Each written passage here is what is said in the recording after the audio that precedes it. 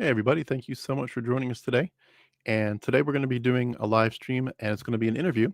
I do want to remind everybody of a couple quick things before we get started.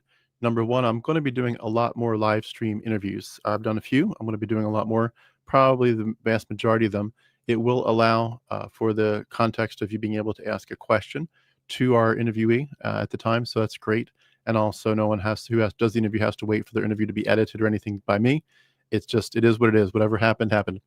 But I'm so excited to be interviewing a lot more people. I've been reaching out to different people who've been waiting for a response from me about getting started and just trying to catch up with everybody. I've been a little bit behind on responding to everybody, but I'm trying to catch up with you. If for some reason you've been waiting to schedule an interview and it hasn't happened for whatever reason, and you've dropped the ball, I've dropped the ball, whatever, please reach out, remind me that you're available and ready, and we'll narrow down a time and we'll get it going. If anyone does really insist on doing one that's just pre-recorded, they don't feel ready for live streams, that's fine. We'll figure that out. But especially if you're ready for a live stream, please let me know. And you can reach out to me, add me on Facebook. My handle is @HarmonicTim. And then we'll set something up. We'll just chat a little bit, make sure we're a good fit, and we'll get something on the calendar.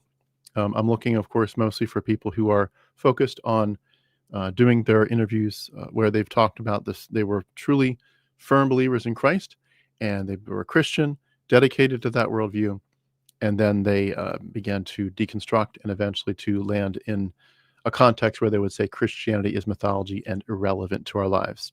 So they're most likely going to call themselves agnostic or atheist at that point. So again, I will go through the comments today. It'll be hit and miss depending on what part of the conversation I'm with my interviewee. But please do put your comments in. I would love to be able to get your response to our interview today, and we'll go from there. But with that in mind, I'm going to bring in our interviewee, and we'll get started. Today I'm speaking with Nik Papageorgiou. Nik, thank you so much for joining us today. How are you doing today? I'm doing very well. Halfway through the day here. Yeah, it's so good to see you. I'm just going to give a quick bio for Nik, and then we'll get started. I'm also going to have Nik share anything that's a little bit of his hobbies or something quirky. But Nik is a science journalist based in Switzerland. He works at EPFL, which stands for École Polytechnique Fédérale de Lausanne, writing about research in life sciences, physics, and chemistry. He has a background in biology and neuroscience with a PhD focused on neurodegeneration. That sounds overwhelming, what you must have done to get that. He was born in Greece. His mother is from Trinidad and Tobago, and he grew up in the Presbyterian church, although his family weren't really religious. He did get born again at age 16 during a youth conference. He was a Christian for the next 27 years, going through evangelical and Pentecostal charismatic groups to fundamentalist, to neo-reformed, to a more open, less dogmatic, more symbolic Christianity before eventually fully deconstructing and losing his faith.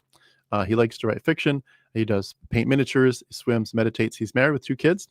And he is interested again in neuroscience, cognitive science, with a focus on Jungian psychology, evolutionary psychology, consciousness, non-dualism, and whatever philosophy he can get his hands on. So you have a lot of things on your brain, a lot. So I'm amazed. I love psychology, so I'm sure we'll get into that. I'll ask you some questions as we go through this. But before we jump into the main part of your story, could you just tell us anything that we didn't cover in your bio and anything fun you want to add? No, I sounded really interesting when you described me there. So yeah, that's about all the main beats of my existence on this planet. I also, I guess I could add that I also swim. I've been a swimmer for quite a long time, and I've picked that up, and it's become quite vital to my mental well-being also. But yeah, the quirkiest thing I have is that I paint miniatures, as you pointed out there. It just takes some time in the week to put color on little plastic monsters. And if there's anybody out there who understands that, you get it. If you don't, that's fine too. That's awesome. My son, I've got 4 kids. My oldest son, who's 11, he makes miniatures like with clay. I mean, really tiny things. I mean, like he'll make a detailed hamburger with the lettuce and the bacon and the cheese, but it's like the size of your thumbnail, and it's really tiny. And then he'll ask me to bake it and to get it hardened, and then he'll paint it, and it's amazing. So I have a lot of respect for what it takes to do miniatures. That's amazing. Well, we're so glad you're here. We would love to, if you could, before we get into anything at all about your deconstruction, we don't want to jump too far ahead. I'd just love to talk about your childhood. What were you taught growing up? What did you believe? And then especially as it gets to the point in your story where you got to the point of becoming a Christian, we'll focus a lot on that, what you believed. And then I'll jump in with some questions throughout it. But Take us away. Tell us your story. Yeah, so as you mentioned, I was born in Greece. I grew up in Athens mostly. I had the unique sort of lifestyle of having a mother who was foreign, which was a big deal at the time in Greece. My father was Greek, very Greek. As I usually say, if you look up Greek person, you probably find a picture of my dad. And yeah, basically, one day when I was 5 years old, my dad came in my room, woke me up on a Sunday morning and said, "Get dressed, you're going to Sunday school." And I was like, "What's that?" And that was the next 11 years until I became a Christian, was basically something that just happened in my family. My family was not religious. I emphasize that. We didn't pray together. We didn't read the Bible. We didn't pray over food or anything. We just basically, Sunday morning, we just packed up into the car, went to Sunday school. Then my dad would leave, come back afterwards with my mom, and we'd sit through the service. And that was just something that happened between, 8 o'clock in the morning till 11 or 12 o'clock in the afternoon. And that was it. Some people find it strange that there's a Presbyterian church in Greece. And I like to emphasize, to explain this a little bit, because we didn't know what a Presbyterian was. There's not enough evangelicals in Greece to have that kind of high resolution of Presbyterian, Methodist, Lutheran, or whatever. They all kind of lumped together as evangelicals and Pentecostals. That's the two main distinctions that most Greeks would acknowledge. So I didn't know anything about Presbyterianism until well after I left Greece in 97. At the age of 19, I went to the UK. And I started studying theology by myself and everything, and realized that I'd grown up in a Presbyterian church. I don't think I'd ever heard that word before. And the reason I mention that is because I do explain to people that I grew up in a Presbyterian church, and people tend to make certain assumptions about it. But it was really just Sunday morning, and then pretty much if something bad was happening, yeah, maybe, we'd think about God or whatever. But I can't say that I grew up in a particularly religious house. So the emphasis really on religion came from the church itself rather than the household. From my understanding, some Presbyterian churches are really consistent with the sense of presenting the gospel, and others are not. Did you hear the message early on that you're a sinner deserving punishment, in need of salvation, that Christ was your substitute, and that you needed to accept him as your savior?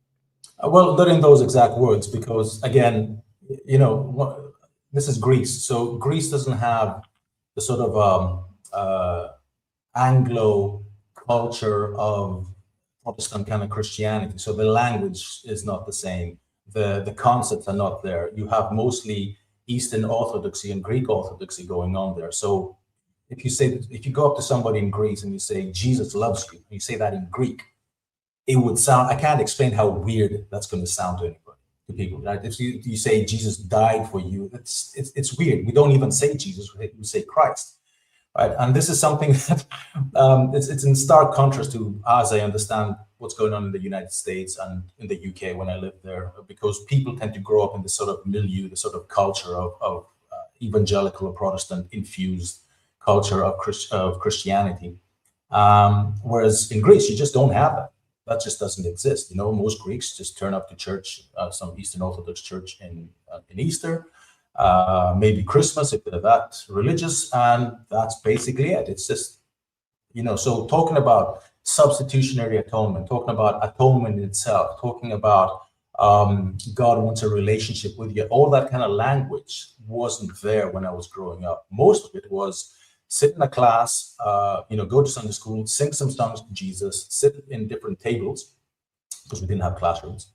So we had little tables according to sorted by age. And we would have, I don't know if you remember those green sort of boards that you had where you kind of stuck little characters on. Yeah, the felt boards. Yeah, there you go. Yeah, felt boards. So we'd have that. And so for me, for up to the age of, I don't know what, Jesus was kind of like this little cardboard cutout that was very white and, fairly Nordic in appearance. And we would just go through lessons of the Bible and then draw some kind of morality tale out of that. Now, what's interesting in Presbyterianism is that there's this idea. So Presbyterianism, for those who don't know, is basically has a direct connection to the original Reformation. It's not the original Reformation because it branched on off to many other things, but it tries to adhere as close as possible to the theology of John Calvin. And for those who don't know, who might be lucky, John Calvin was very big on the idea of God being sovereign, and God sort of chooses people who's going to be in and who's going to be out from before they're born, before anything like that. And then you got the elect and the non-elect, and that's pretty much it. But from our perspective, we don't really know what's going on. So we just preach the gospel. We act as if anybody inside the church is kind of a Christian, and then hopefully they'll become a Christian, or their election will become actualized in some sense. Right. So yeah, so there wasn't too much of that. You have to believe in Jesus. You must believe in Jesus, or you're going to go to hell. Although I do remember lessons about hell at a very early age, which I'm sure a lot of your viewers know that makes quite an impression to a young child. You're going to burn in hell if you don't believe these things. Yes, that did come up quite a few times. Mm. Did you at any point during your childhood then feel like you were in a personal relationship with Jesus, or that there was some kind of special closeness? No, not really. And the reason I think is because church just began and ended on Sunday for a very long time. I did, however, around the age of 7 or 8 or somewhere there, I started writing and thinking like God was just part of my language. Just took it for granted that God was there. He made the earth. Everything they told me in church was true. And basically, that's how you should map out reality, and that's how you should understand the world. So if something bad happens, well, you got to wonder why God did that or why he allowed it. So I remember having those kind of questions, because obviously you can't go to church from a young age like that and not start wondering these kind of things. But like I want to say, I was trying to explain was that there wasn't so much of that emphasis from home that you must believe or whatever. It was just taken for granted that we're Christians. Right. That's all that is just part of. It's the water you're swimming, right? So so that puts me in a very different. I know it puts me in a very different sort of perspective with many people, because often people are sort of coerced and forced from a very young age. But yeah, I guess it worked, because at age 17, there we go. But I don't want to jump to them. Like you ask questions. Did you? I was just going to ask one quick question. You can jump to that. But did you feel like over the years that church felt like a comfortable, homey place where you were just like, these are my people. This is a good place, or was it more scary? What was the feeling like as a kid? So church was definitely family, and one of the biggest reasons. So like you mentioned before, you talk about psychology, but one of the biggest reasons that I think I eventually became a Christian was because I felt so welcomed by my church, and I felt very appreciated, very loved, very cared for by the people there.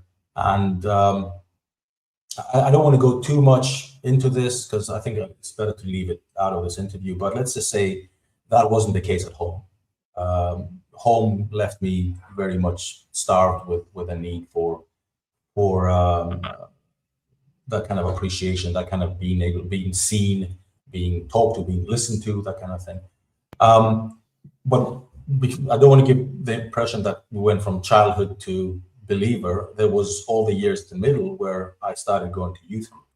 So I don't know if you want to talk about that. Yeah, I'd love to. Yeah, youth group was a big part of my life too. So yeah, I'd love to hear how that went. Okay, so like Sunday school, one day I woke up and my mom actually said, "You're going with your sister to youth group."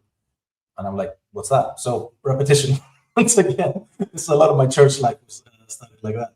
And I knew that there was a youth group, but and I was a bit young for that time. But you need to understand, these churches in Greece are small, right? They're tiny. This is a church that had maybe 50 people in its back then would turn up on a Sunday. So, it wasn't like we were drowning in, different demographics of ages and all that. So I kind of moseyed on with my sister. It was on a Saturday evening. That's when we used to meet. Yeah, it was Saturdays. And and suddenly I'm sitting there around a table because, it's a Presbyterian church, so everything has to be made of wood and sitting around tables. And we basically just have these long sort of Bible studies that's what youth group was. You just sit around and somebody would take the Bible and open it, and we'd just have this long sort of, they'd give a talk, and then we'd just have this round the table sort of discussion about what we thought about. And I mostly remember keeping my mouth shut. Maybe the people who were there don't remember that. But when I was really young in the beginning, I was kind of intimidated. The older guard of young people was there. And they were people in university, and I was barely in high school at the time, right? So I mostly just kind of kept my mouth shut. But it did make church something more than just Sunday morning. I think that was the impact of youth group. That suddenly church was a lot more than just sitting in a pew and listening to my pastor on the pulpit. And it also allowed me to spend some time actually, listen to people ask questions and discuss the Bible in a more sort of high resolution way, in a more sort of granular way. And I think that I can't underestimate how much that sort of moved me towards eventually becoming a Christian.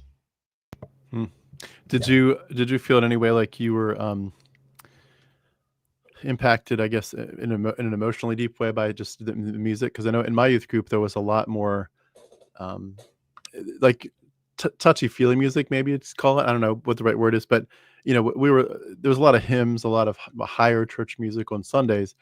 But on our youth group, it was like, I don't want to be a casual Christian. I want to, all this stuff, and living on fire for the Lord. It was a little bit more personal, a little bit more direct, a little bit more emotional, a little bit more intense at times. Certainly a lot more fun. But how did the music affect you? Well, I was the music. After a while, I was the music. So nice.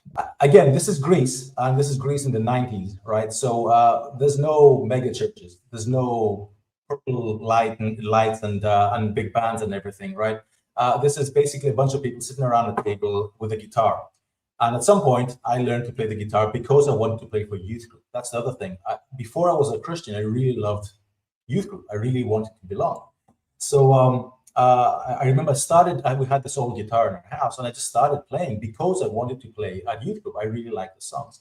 Now, back then, I don't know what's going on now in the evangelical world in Greece, but back then, the evangelical world, or all of the churches, Presbyterian, Lutheran, whatever, were very influenced by American evangelicalism, right? And this is where I think we start connecting with people who are listening, because a lot of the ideas and some of the theology that was just kind of casually passed around was really, it was sort of, let's say, not aligned with Presbyterian theology. So a lot of the ideas that I came to espouse later, things like, for example, the rapture. Presbyterians don't have a rapture, right? That's dispensationalism. But I was there. It was just taken for granted that one day you'll be on the toilet or something, and Jesus will just take you. So something like that, right? So it was this kind of like, I tried to give this impression, nothing was really that systematic. Everything was sort of this cloud of information around you, right? So the music was, again, it consisted of two things when it came to youth group, because the church, like you said, it was high church music and sort of hymns and A Mighty Fortress Is Our God and all that, and some Byzantine hymns also later on. But in youth group, we went wild in youth group. We had a guitar, right? I mean, it was no holds barred. So we would play songs. I mean, think about the Gettys, right? Graham Kendrick, stuff like that, right? Shine, Jesus, shine, but in Greek. Yep. Okay. So somebody would take on the task. I don't know, somebody in the community would take the task of translating these songs into Greek, and then they would. The translations were hit or miss, because Greek and English are two very different languages. And we just learned those. I had my little hymn book with all the chords written in, and then at some point I found myself, playing the guitar in there.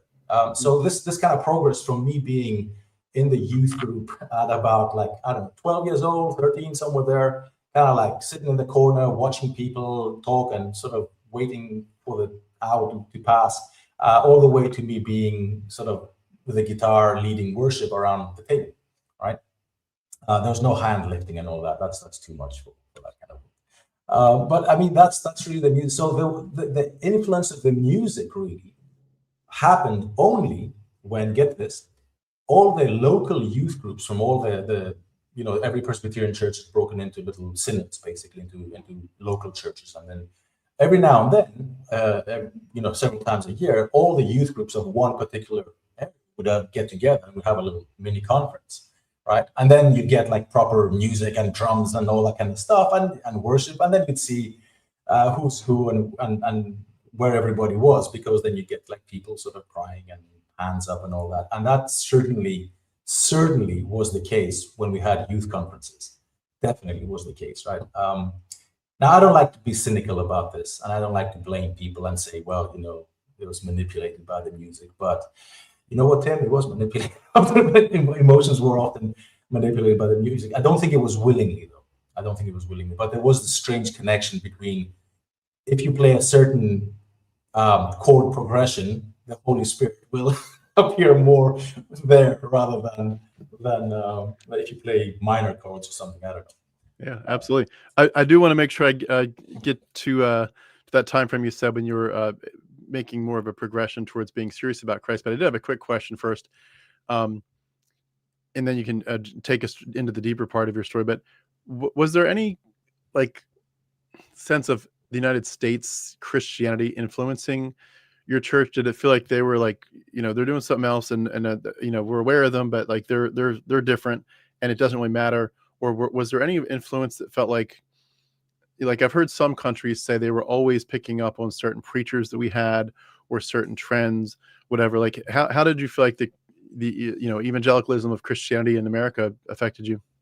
Well, the fact that our bookstore, the table outside of the church building, right? You can walk out and there's a little table with books, was almost exclusively books either in English or translated books from American evangelical authors. Sometimes not even Presbyterians most of the time, right? I mean, you'd have like books by, looking back, people who were pretty much fundamentalist. A lot of apologetics from the sort of the conservative side of American evangelicalism. Now, these are things, again, I didn't know at the time. I didn't know what American evangelicalism was, or fundamentalism, or Presbyterianism. These are things that I've understood later on in life, right? But most of at any given time, if you took a cross-section of the Christians there, and you asked, what is everybody reading? They would point you to something written by either a British Christian or an American Christian. There were very few Greek Christians who would write books that, well, they would write books, but I mean, that would become very particularly popular. So most of the books that I was reading that, my pastor would recommend, or somebody would just put in your hand and say, you got to read this, and everything was basically some kind of translation by some American author. I can't remember their names anymore, but especially the ones that had to do with family. There was Dobson in there. There was focus on the family stuff in there. Take the belt to your kids, which was no problem in my house. And so, yeah, in many ways, the influence wasn't so much direct, as in we would have, direct sort of influence from American evangelicalism, but it was certainly in the books. Having said that, though, I just remembered, we also participated in Billy Graham crusades through video. The Graham crusades were, they were broadcast on video and, recorded through satellite, because we didn't have the internet back then, kids. And, we'd gather a bunch of, like a few hundreds of people sort of in a church. We'd pack them in and invite them and sit there and watch a Billy Graham crusade, which were largely ineffective in Greek culture. I mean, I can't explain to you just how ineffective American style or Anglo style or Western style preaching or evangelizing is in Greece. It's just you have to see it to believe. Yeah, I think a lot of our culture in America, we tried really hard to keep going with that. I think they felt like that was the golden days of everything. It was like Greg Laurie and Luis Palau, I think, were groomed to sort of take over, and certainly Billy Graham's son. But and I was just remembering when you said that, I almost forgot about this, but I actually got to be one of the people that was like, when the people that want to place their faith in Christ go down to the baseball field or whatever to near Billy Graham, you have to have people there from the Christian community to be there to talk through with people and pray with them. And I did that for the the 4 or 5 nights that they did it in Philadelphia, and it's an amazing part of the culture. But I would say, as much as I am kind of glad it didn't work in the Greek culture, I almost feel like in some ways it didn't work in ours, in the sense that it did work to get numbers, but I think a lot of people just went through the motions, and it was just the fervor of the excitement of the night. And I think if there was some way to follow up with a lot of people and go back 6, 12 months later and say, how much did this really impact your life? I would guess that it was quite small. But when you can get on TV and proclaim, hey, we got 25,000 people that sign on the dotted line to give their lives to Christ, you're going to get a lot of donations for that to keep going. So I can see why it was popular, at least on the surface. Yeah, no, it was definitely. But I mean, so I went to one of these crusades, lasted like 3 days. I invited like all my friends. Nobody turned up, because why would they? We were like 14. You didn't just leave the house and tell your parents, hey, I'm going to this heretical church to listen to this heretical preacher tell me about a heresy. And then most of the people who gathered there were basically from the evangelical community. I remember though it was quite impactful, even though everything was kind of a screen, because of the time difference, we had to record everything and watch it. It was actually, I remember it being quite moving. And I don't remember all the details now because I'm old and decrepit. But I remember one person, there was an Indian guy. I remember that stayed with me because, and I thought, hey, somebody who is kind of different, looks like me. And I remember how calmly he spoke and all that. I don't think it was Ravi Zacharias. I don't think it was him. I think it was somebody who was just from an Asian country and spoke about how Christ had changed his life and everything.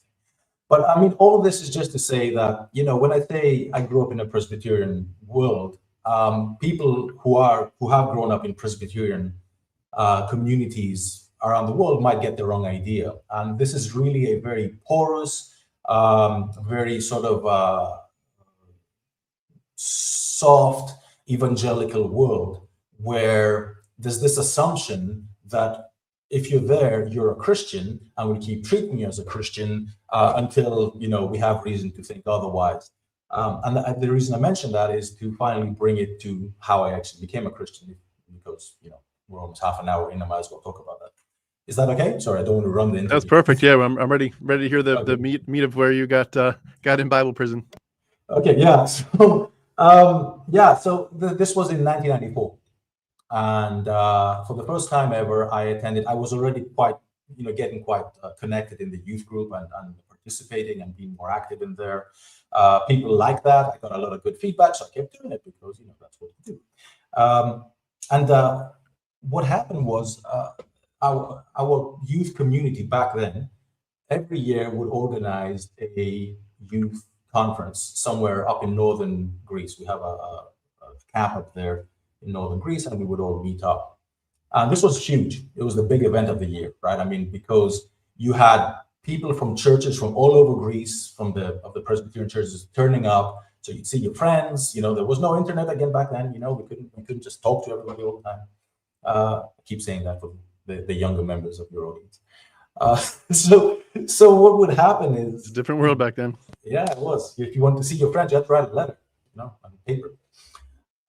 So this is 1994, and the theme of the conference was, how then shall we live? I think it's from Francis Schaeffer. It was Francis Schaeffer, which I didn't know at the time. I did read his book later on. But I think it's from Ezekiel 33. I can't remember. I used to remember these things. The idea was, you have all these pastors from churches who they were the traditional speakers, were the pastors from each church in Greece, would come up and speak, and this thing would last for 4 or 5 days. Later on, budget got cut, so it would go on for like a weekend. But back then, it would be easily 5 days. So you'd be out there in camp with a bunch of other Christians for 5 days. So that's where a lot of the influence, a lot of the new converts, a lot of people who would call themselves Christians now in that community would probably trace a conversion in one of those events. When I was 16 and I came to Christ, and so did I for a long time. So the first day passes. I don't know anybody. I'm still quite young. I'm quite miserable. I don't like it. Second day comes in, I go to the lessons. I like the sermons. I remember that. I always enjoyed the sermons and the theology. But then after that, the whole talking to people and all that, not because I have any kind of social anxiety, as you can well tell. I don't have any of that. It's just I didn't know anybody. And people tend to form cliques a lot. That was always a big problem in the Greek community. I don't know about others, but people tend to connect with people that they already know. So I was pretty much on my lonesome most of the time. And day 2 comes in and we get our chores. So everybody, because this whole place needs maintenance, what they do is they assign chores to every group, and your group has something to do that day, which is reasonable. We've got all these people there, all these young people, might as well get them to do something, right? Keep the place running. And I remember we had our chore that day was clean the toilets, which was amazing, right? So I'm out there with a hose and I'm watering it down this whole place, and I get one of these water pushers, those rubber water pushers, doing all that. And for the strangest thing happened. I found myself whistling and singing, and I didn't know why. I was suddenly very happy just doing all that, not in a particularly happy environment, but just found myself in a very good mood. So we turn up to our morning lesson after breakfast. We turned up to a morning lesson. I sit there, and lo and behold, a sermon on living. I think it was the second, third one. It was on the 3rd of September, 1994. I can tell you in the morning, whatever was that day. And the preacher starts talking about living with integrity, right? And of course, this huge hush falls over the crowd, because as soon as you start talking about holiness and integrity, especially with young people, well, you know what happens, right? Everybody kind of feels the pressure. It's one of these Paul Washer moments, the shocking message. Yeah. We heard the shocking message before it was cool.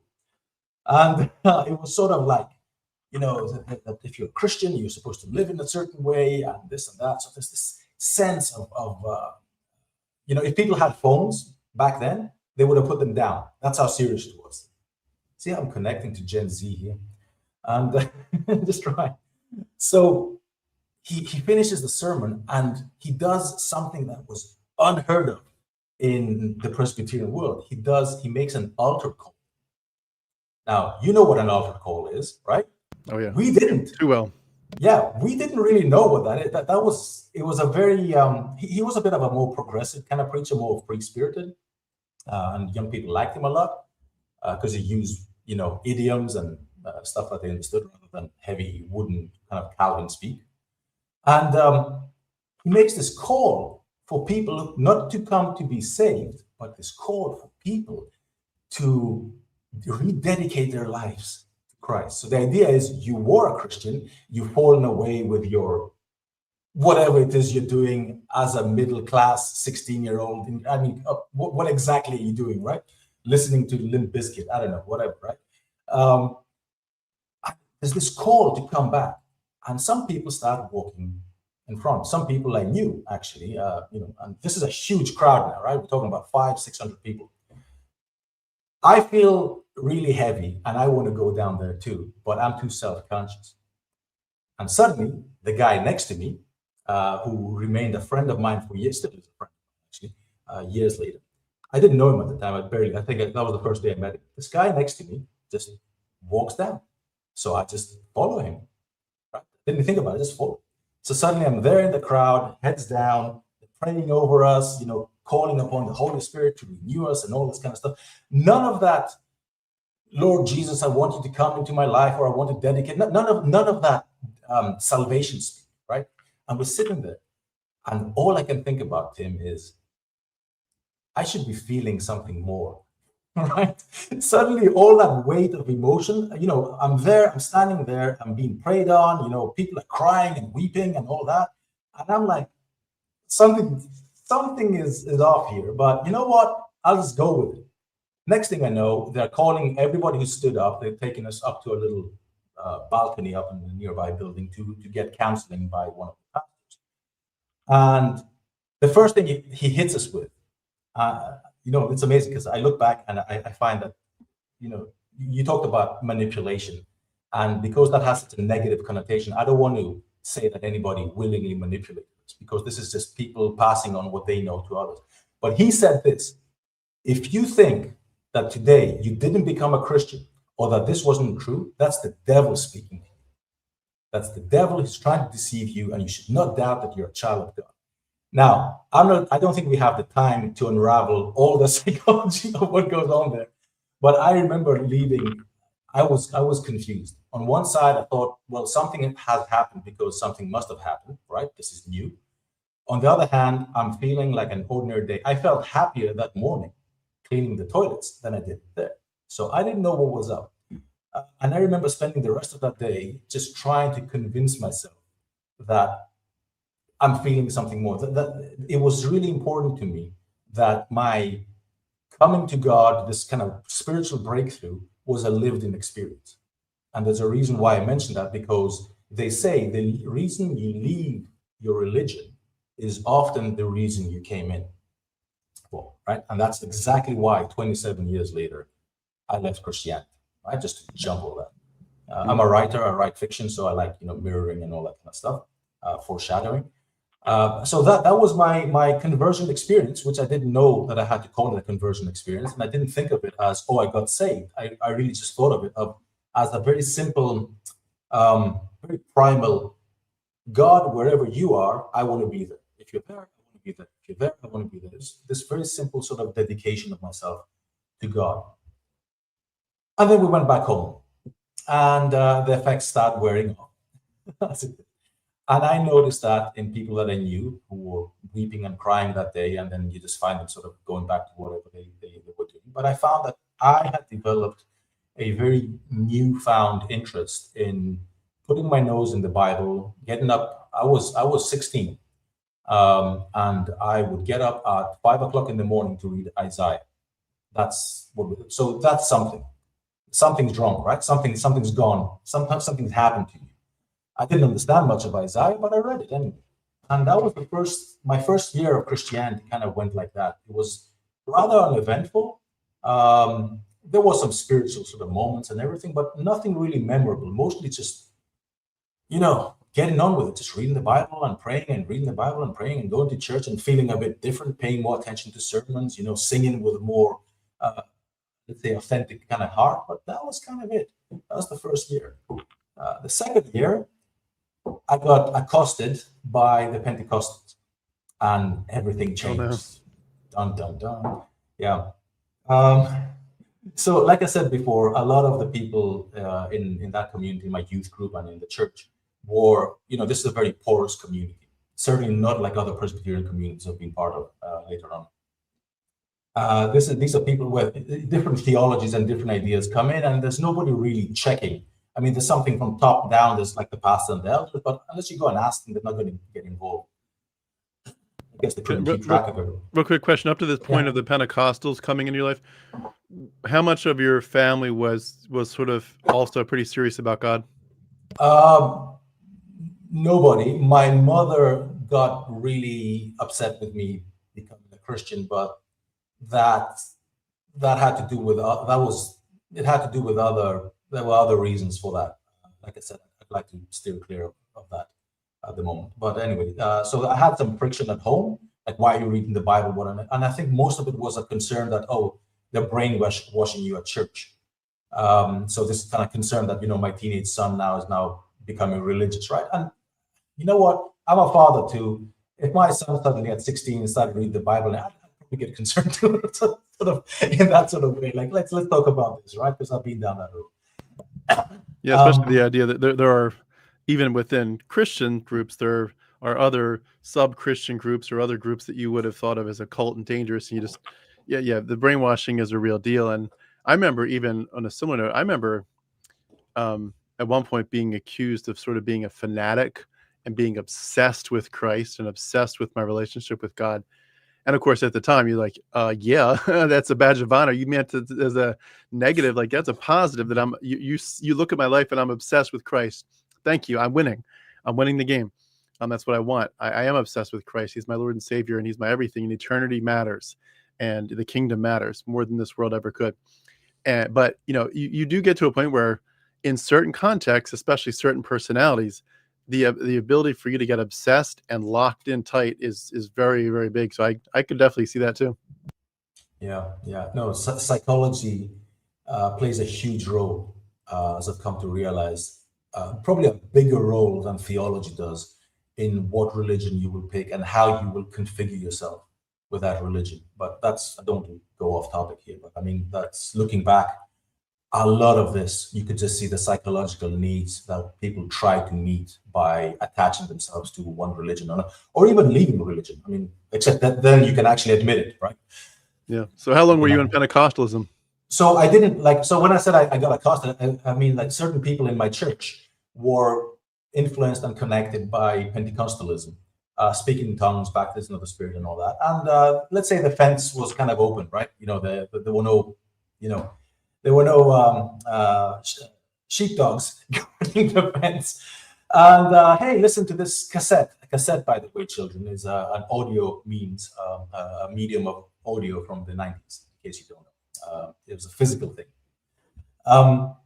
So here, listen to this preacher from up north in Greece who's talking about seeing God and speaking in tongues, and suddenly the entire Bible became 1 Corinthians 12, 1 Corinthians 14. 13 kind of got lost in the middle there, because although it's quite important, but 12 and 14, man, that was it. I spent probably most of my Bible study time reading those two chapters to try and make sense of honestly a completely senseless piece of writing. And for anyone who doesn't know, those are the tongues passages, right? The tongues, prophecies, the Holy Spirit goes around, gives different gifts to different people. And all these questions are arising, of course, and anybody who's been in that world knows how confusing that can be. And you know, am I doing it right? Is this speaking in tongues? Is it just me doing it? Now, I didn't speak in tongues immediately, none of that. But what was happening was somebody in our youth group had made contact, was bringing, let's say, people from my youth group, right, into the Pentecostal fold and having them, lo and behold, baptized in the Spirit. Now, the idea was at the time that if you are not baptized in the Spirit, you can't speak tongues or prophesy or have visions. So the Holy Spirit is basically, he can't do anything with you unless you have the experience of being baptized in the Spirit. So every Saturday I go to youth group, and lo and behold, there's somebody new who just got baptized in the Spirit, including people who were not Christians, by the way. What's going on? Well, you know, we invite these people from the Pentecostal church over. We turn off the lights. They prophesy over them, and they do that. So I now am feeling like I'm missing out. So I'm trying to develop this theology of, well, you don't need that to be used by God in power. So I'm trying to develop this kind of semi-cessationist, but not really cessationist theology. Cessationism is this idea that the gifts have stopped. So I'm just trying to put these things together. So those were my original theological efforts, and they were very utilitarian looking back. But the idea was I felt left out. All my friends are like speaking in tongues or whatever. I'm like, hey, nothing's going on with me. So at some point we managed, the dice is cast, and I go to the contact, right, the Pentecostal dealer, the liaison. And I say, look, I want in on this too, right? Let's make it happen. So I'm about to describe probably the weirdest experience that I've ever had. Okay, I am not one of those people that you call spiritual. I'm not one of those people who has visions and dreams or whatever. If God exists and he's screaming in my ears, like people say, I must be missing it. I am incompatible with that. But this was weird at the time. I now know the neuroscience behind it, but back then this was weird what happened. So sometime in December 97, I think. Yeah, 95. December 95. I get my appointment, right? I go with my friend, who is the liaison, and we head off to this apartment in some building complex somewhere, where we are greeted by these two elderly ladies. There's always elderly ladies, by the way. There's always like elderly ladies who do this stuff, right? They turned out to also be some kind of long, some kind of like third or fourth degree relatives of mine, but that's Greece, And okay, they encouraged me, well done, you're picking the right path and all that kind of stuff. I'm like, okay, well, how does this happen? Right? No, we're waiting for somebody. Who are we waiting for? Well, we're waiting for this family who have all been anointed to give people the Holy Spirit. What an awesome thing. It's a great family activity, isn't it? Sorry, I'm going to stop doing commentary because, you know, yeah, I'm sorry. I'm a journalist too. So, you know, I'm always trying to op-ed anything that right. So I hear you. I do the same thing. yeah, it's just I could stop doing that. But so we wait a little bit, and this family turns up: father, mother, daughter, son. Right, 4 of them. These are the people that God has been using to give the Holy Spirit to other people. Now, I have some theological concerns about all that at the time, but it doesn't matter because we're going for experience here, right? Remember, lived in. I think we're going for that. We're not, you know, we'll figure it out later, right? So, well, what happens? Do you just pray for me and I start speaking in tongues? No. First, we're going to turn off the lights. I don't know why they did it like that. We're going to turn.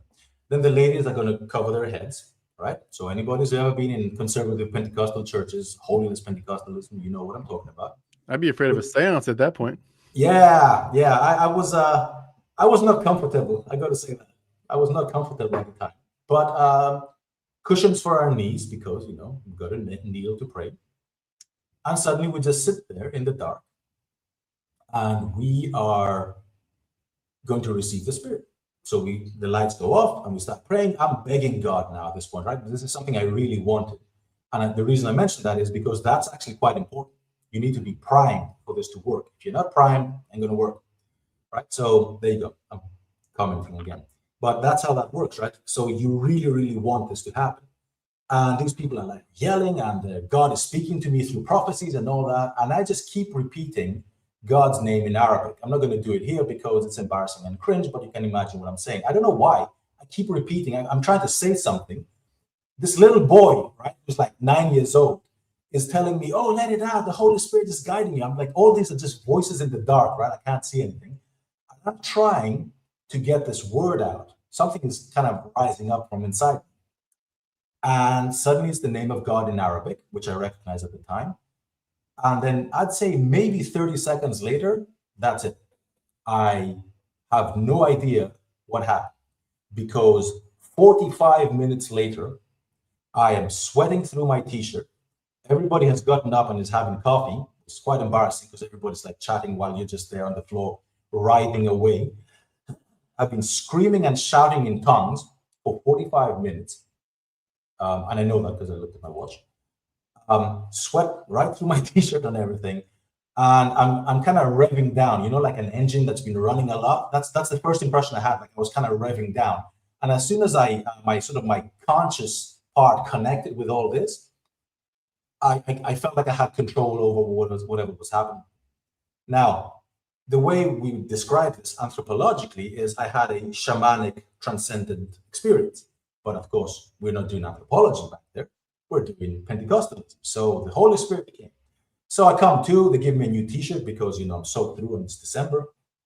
And we sit there, they give me a glass of water and they say, oh, you know, they tell me the prophecies. The kids are telling me, oh, you know, and these are little kids, right? Which is quite disturbing looking back. They're like, oh, you know, I had a vision of you were running, you had one of these cartoon bombs in your hand.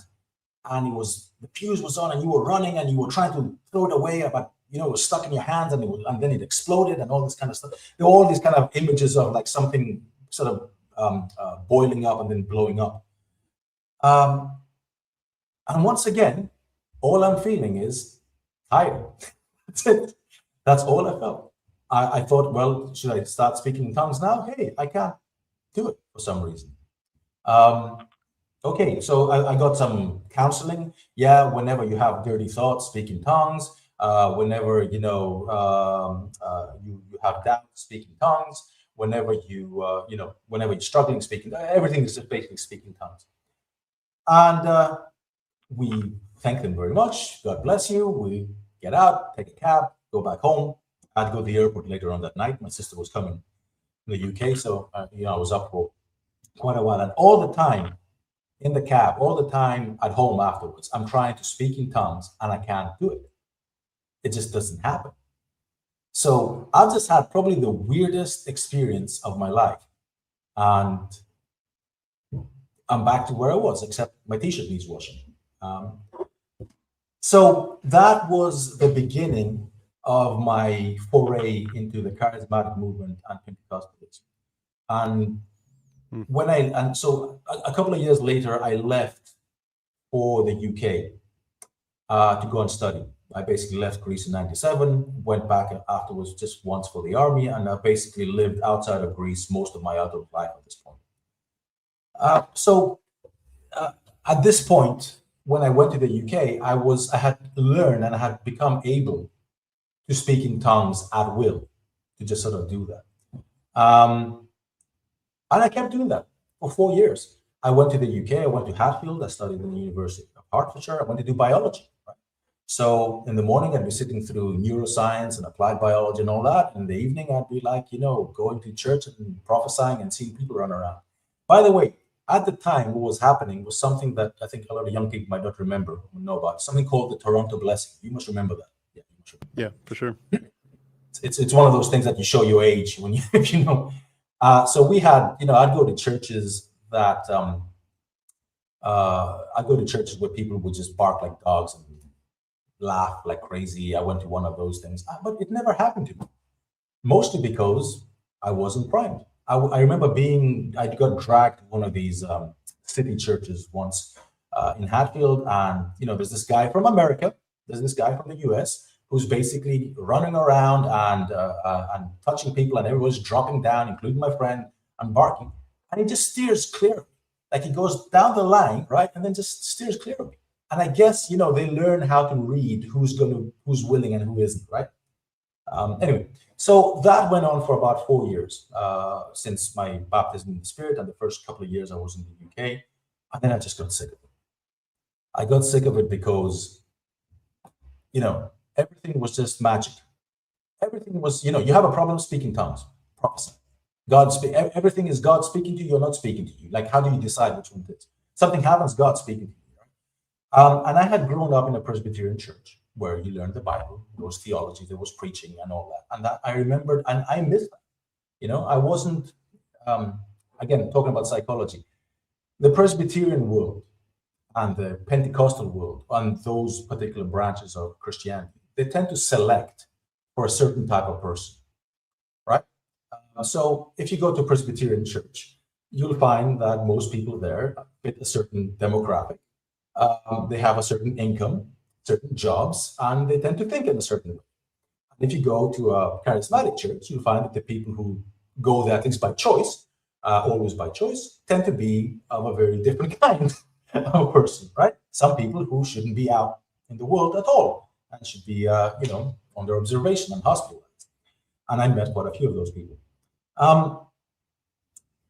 Sorry, I'm just going on with different stories here, and I don't even remember what the last question was. I think the next question I really had was just, how did you transition from that to Reformed theology? Because that's probably where I would have also, if I had followed a similar path. I didn't get into Pentecostalism, but I did get into Reformed theology, so I kind of know the arc that can take you in that direction. But just curious, what took you into that at that point?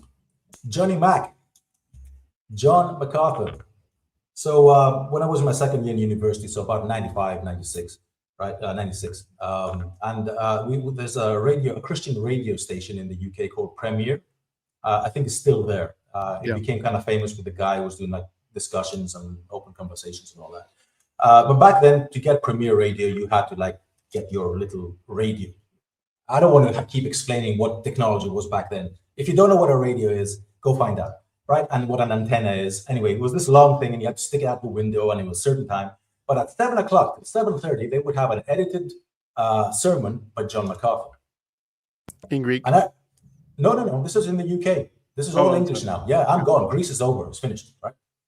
And I would just sit there and listen to him. Somebody recommended him to me. Yeah, a friend of mine who was who. It's kind of funny because we kind of fell out a little bit over the gifts of the Spirit afterwards, because John MacArthur was against it, and I became kind of against it too. But in John MacArthur, I found the preacher who was going to show me the way. I mean, I didn't know fundamentalism at the time. I didn't know conservative Christianity. I didn't know any of that. I didn't know what I was getting into, by the way. But man, it was, if you ever heard him preach, especially in the old days, not later on, you know, not like last year. I'm talking about like sermons from like the 70s and the 80s and the 90s. I mean, that kind of like conviction, that sort of this you know, the strength that came out of it, the way he preached, this sort of idea, this feeling that, you know, when he spoke, he knew what he was talking about, right? Which appearances are very deceiving. Well, I totally understand, because he was my hero, and I listened to him a lot as well. Much younger in life than in your story, but yeah, it's addicting to think I'm not just starting to feel more certain about what I believe, but I can hear the importance of taking that certainty and elevating it to the point where you preach, or whoever's preaching preaches with authority. You know, like where it says Jesus preached with authority, not like the scribes. Like, you know, just like Jesus preached with authority and pounded the pulpit in a sense, that's what we should do. And if we know that we're finally in the right theology, which Calvinism certainly preaches, then at this point you're at the pinnacle. You've reached the top. You've finally eliminated some of the worst ideas. So for goodness sake, make it clear to everybody. Preach the word. And especially I think the men felt like their authority, their natural authority as pastors, sort of got elevated a little bit in Calvinism, that they were sort of like a more revered sense of like who we are, especially like, you know, there's a lot of reverence for Charles Spurgeon, of course, from a long time ago. But, you know, today's people, you know, so much reverence for R.C. Sproul, for John MacArthur, for a member, was it 10th Presbyterian? I forget the pastor's name there at the moment, but that pastor that he died young in his 40s or something. But, you know, a lot of these Reformed preachers, they got, like, within their circles, they got so much reverence, and it was because they really took it seriously to preach with authority. Yeah. And also, you know what I'm talking about. I mean, it was, you know, in John MacArthur, I found this combination of, first of all, what I felt I was missing in the charismatic world. You know, going back to the Bible, going back to what does a passage mean. It is funny because even though at the end of my Christianity, I disagreed so much with John MacArthur on pretty much everything, and I don't look back fondly at my memories of him. I learned from him what contextual reading was. It was because of him that I started studying the Bible and learning about biblical scholarship. That became very important later on. It became that's what got me going back to my ancient Greek and feeling really privileged that I spent years at school learning ancient Greek, which I thought was useless at the time. And you know, being able to read the New Testament in the original, learning about manuscripts, learning about all this stuff, because he had so much. The first study Bible I bought was the MacArthur Study Bible. And of course, he would slant everything to fit his theology, obviously, because that's what they all do. But you would still get a lot of biblical scholarship. You still get a lot of like, oh, this is how we got the Bible. This is how we got the canon. And this is why we believe this or why we don't. And I love that.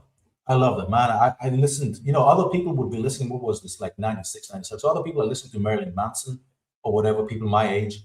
And I'm listening to John MacArthur on my Walkman. You can look up what is a Walkman? You can look it up, kids. And I would walk up and down Hatfield, going to my lectures, listening to cassettes after cassettes of John MacArthur. You know, when MP3s happened, that was a huge thing for me. You know, that was amazing. You know? It gave me so much space. And the funny thing with John MacArthur is that he was a staunch fundamentalist, dispensationalist. I don't know if I should explain all these terms, but he had this very reformed soteriology. I am so sorry, guys, for throwing all these terms out there, but basically, John MacArthur had a non-reformed, non-Presbyterian way of looking at all of the Bible and all of theology, with the exception of how you're saved. So he would believe that God elects people. He liked John Calvin. I learned John Calvin because of John MacArthur. All these Johns in the Christian world, basically, you know, he had this idea that, you know, how God elects people and how he preserves the elect. So the whole tulip thing, right? Total depravity and all that. He would preach on that. That's why he got on so well, so famously with so well with R.C. Sproul. So whenever they felt that the gospel was under attack, which happened several times in their careers, they would be together in the trenches, even though they disagreed profoundly on so many things theologically. But R.C. Sproul was like champion Presbyterian, and John MacArthur was not. And it's from him that I learned about the Puritans. I learned about Martin Luther. I learned about Calvin, which is kind of funny because I grew up in a Presbyterian church, and I don't think outside of Luther, I don't think I ever heard of John Calvin once in all those years. They probably mentioned him, I just never noticed. So that was my gateway into the sort of this phase of Christianity, from sort of open Presbo evangelicalism to charismatic to sort of fundamentalism. And then, well, that didn't last long, the fundamentalist part, mostly because university was over. I went to do a master's because degrees are not enough.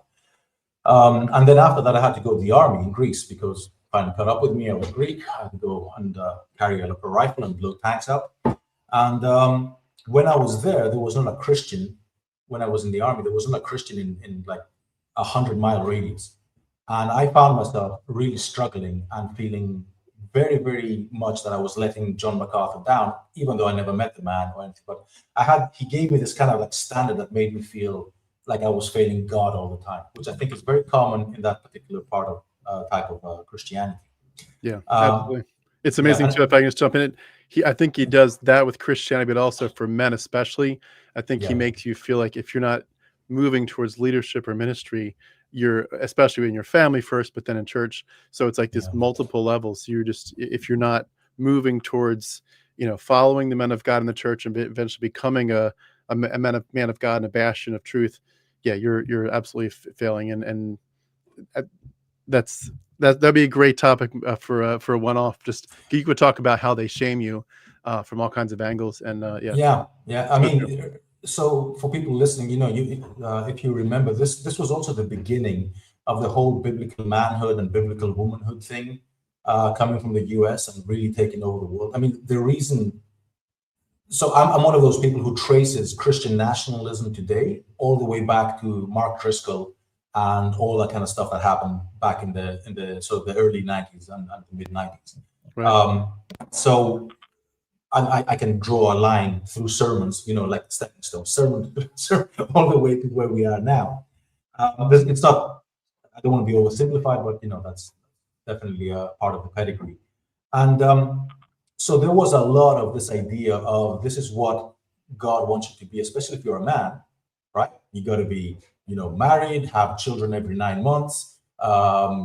Basically, you got to be having some kind of income that is supporting you and your ever expanding family. Your kids should be perfectly behaved. All the kids should speak to you as if you are like the head of Christ in the family. So, and all this goes back to Dobson, of course. This whole focus on the family stuff. But I mean, John MacArthur reiterated all that. And I was at a time in my life. I was in my mid-20s, and this is a time when young men, especially, are looking for something. This is why it's happening now. Why so many young men in that particular demographic will follow all, some really despicable people, but they will fall for it because they're looking. This is I've been trying to steer clear from evolutionary psychology in this, but it's part of our evolution. It's part of our trait. We need that kind of certainty. We need a leader to follow, right? And it was all there. If you're a Christian, that's what God wants you to do, and by implication, that's what God is going to give you. He's going to give you a wife. He's going to give you children, houses, whatever, all that kind of stuff.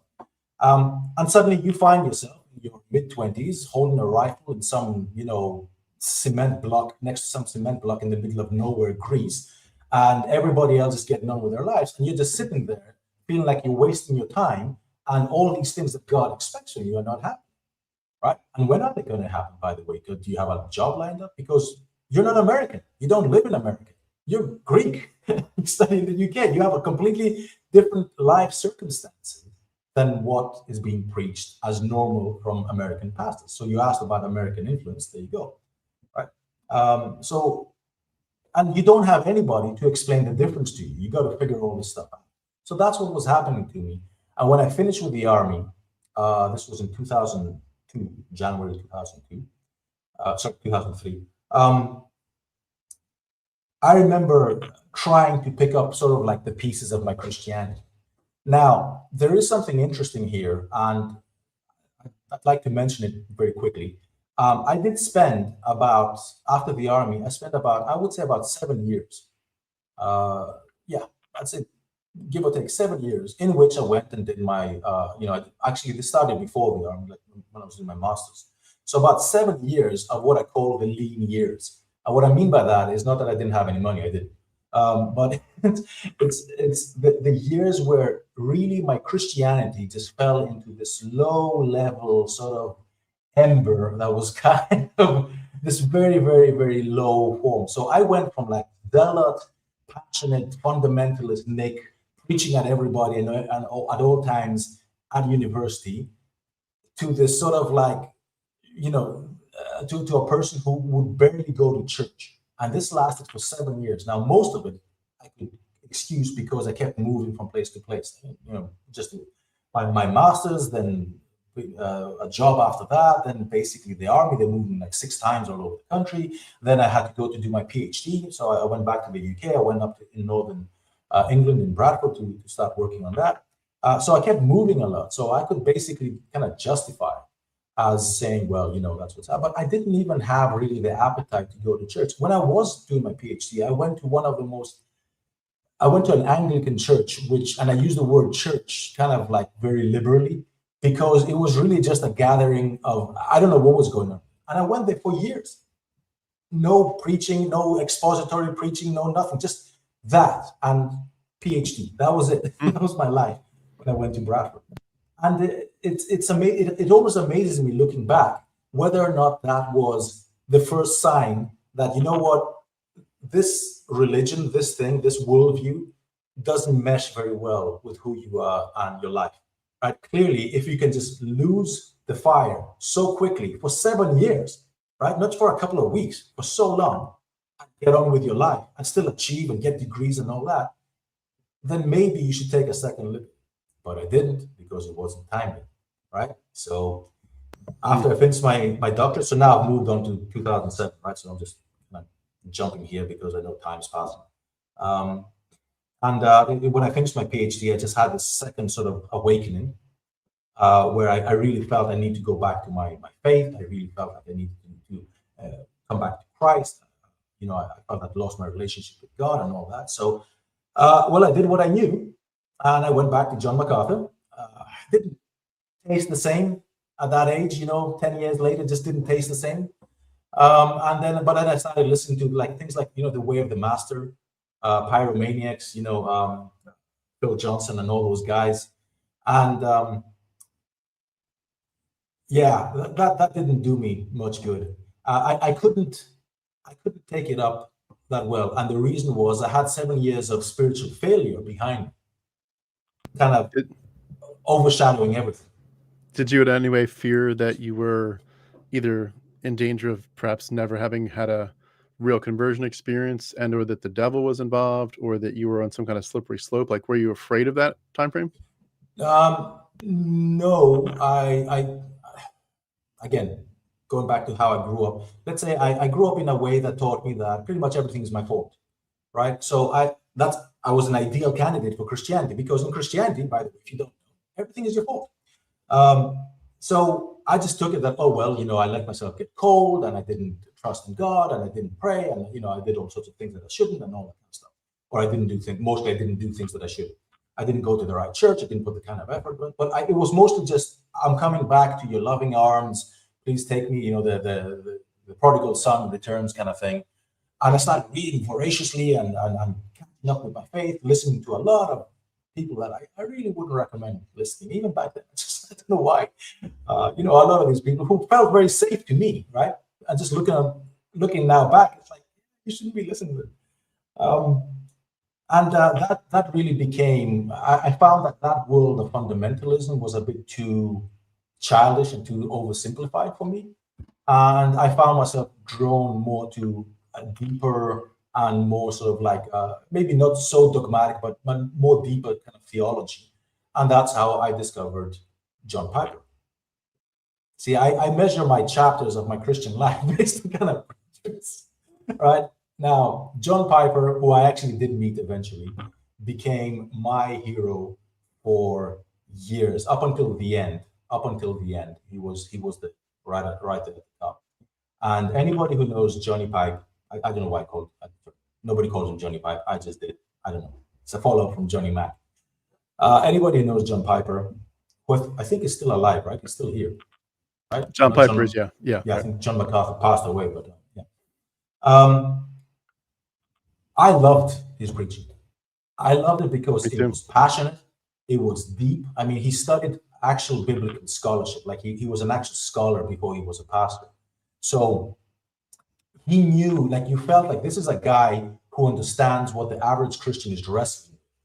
And even though there were so many efforts, and they did push him to become this kind of spokesperson of the biblical manhood thing, you know, the whole Mark Driscoll stuff, he kind of endorsed him and all that. And then goodbye, you know, no, that wasn't Mark Driscoll, that was somebody else. But anyway, he endorsed all that.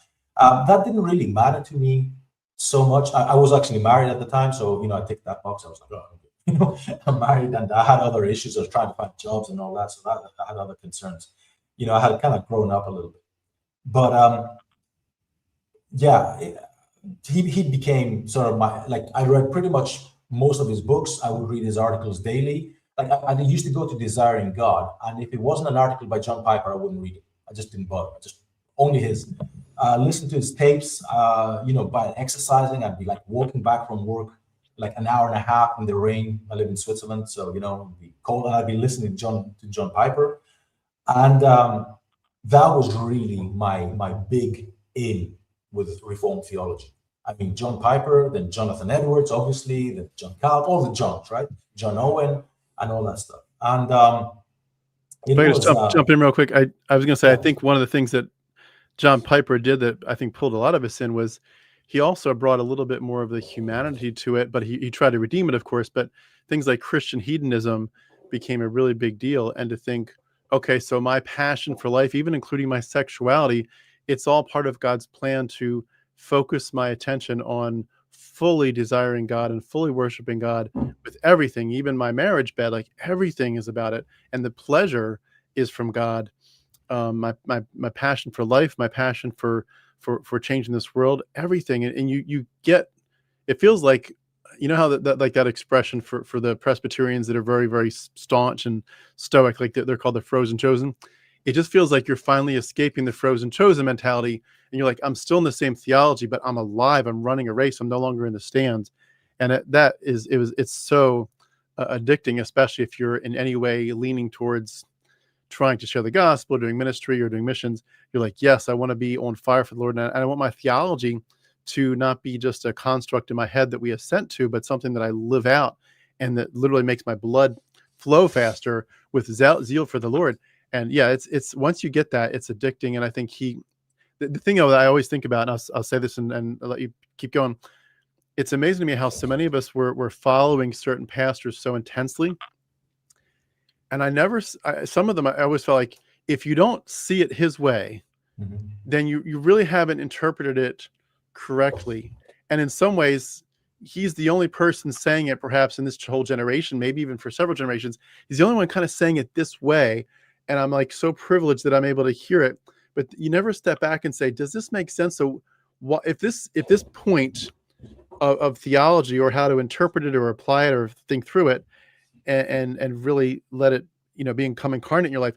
If Christians are all waiting for this particular pastor to finally interpret it correctly for us, then does that kind of mean that all the other Christians who can't access him now, or who lived and died before, like that they didn't have the privilege of understanding God? Like, why didn't God clarify? Or even like someone even from yesterday, like John Calvin. Why, if John Calvin was so critical, and you could lump in some other reformers with him, but if the Reformed era, including John MacArthur, John Calvin and Martin Luther, if all these guys that were focused on the glory of God and election in different ways, if we needed them that badly, then why didn't God clarify that and bring those people in earlier, so that this stuff could have been a snowball effect that all of us could have built up and enjoyed for all these years? And you never really think about it, but you realize you're basically, it's a form of exclusivism. Like we have the exclusive denomination or the pastor, interpretation, systematic theology, and anyone else that doesn't really have this, like, I'm sorry, but like you kind of are screwed. Like you really need this. Yeah. And I think about the same thing with, I think, the JWs and the Mormons. You just think they have, and I don't know them as anywhere near as well as my own background, of course, but I know enough, for example, about the Mormons to know, like, they have this sense that like their quorum, their apostles are like directly getting stuff from God, and that you need the wisdom of these top apostles in the Mormon church. And if you don't have access to them and you're not listening to them, then you're kind of screwed. Well, there's people all over the world, Mormon or not, Christian or not, that have zero access to those specific 12 men out in Utah. It's like God can't do a better job of getting the truth out than in the specific little, denomination. And in that particular, like, other languages are kind of screwed because they don't know English. It's like the exclusivism goes so far. And even if you don't believe in election per se, you kind of effectively do believe your group is kind of elect because your leaders kind of have this special in with God. And so we're kind of elect by default because the rest of you don't get the special message, and we do. So, sorry, but it sucks to be you, Yeah. No, you're absolutely right. And it's a religious manifestation of in-group mentality, the in-group psychology. Our group is better than others. And it's, again, back to evolutionary psychology, back to that. I'm a biologist and I do that, but you can trace that back to any kind of ideology and religion because they both work the same way. Ideology and religion, just they have different contents, but psychologically they work the same way. But by the way, before you go, can I ask, could you take us through like maybe the final stages of your time in Christianity? And then I want to make sure that we start to move quickly into like what started to make you think we got some red flags here we got to address. Okay, so well, I mean, the final stage was after John Piper. I mean, we moved to the UK we moved from the UK to Switzerland back in 2013. And those I spent, we connected with a local church here, which was much better. We felt a lot more connected to it than the previous church we were at in the UK. Life changed. I think from John Piper, the emphasis was, everybody kind of makes a measurement, a standard by which you decide if a needle, like an old stuff. It's how you're going right, you're doing it right. That's how you know you're good. And for John MacArthur, it was like sort of conviction and steadfastness and adherence to a particular doctrine. But for John Piper, it was the danger. And a lot of people pointed that out to him. Actually, was that if you didn't feel passionate and blowing up with, God is most glorified in me when I am most satisfied in Him. If you don't have that, then how do you know you're on the right path? Because effectively what he didn't intend to, I know that, but for the average listener, he made feeling the main compass, this lived out experience, the yardstick of whether or not you're having you're living Christianity as you should. And I kind of took that in, I think, in the back of my head because it was impossible not to internalize that. And then I had kids. And that's how we get to the end of it. I don't want to blame my kids for this, obviously, but anybody who's had kids knows that your life kind of changes after that, right? Just a little bit. No, not much, just a little bit, just a small little change that happens in your life. You don't sleep, you don't eat. Everything from your childhood gets dredged up as you're trying to reach back and find what it is that you can take from that to raise these little hairless lizards that are in your crib. And you try to deal with this human being, keep them alive and raise them properly and all that.